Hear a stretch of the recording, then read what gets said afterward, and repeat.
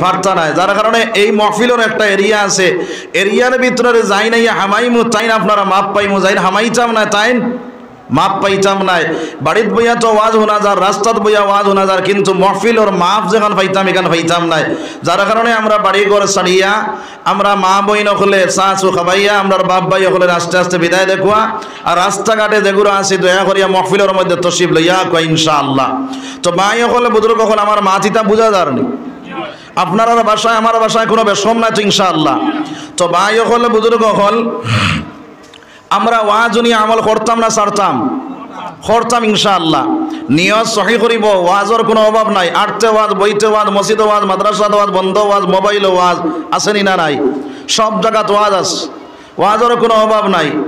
বেটায় পকেটও মোবাইল বাজে, ওয়াজ বাজে, উবাইয়া পেশাব করে আসেনি না নাই।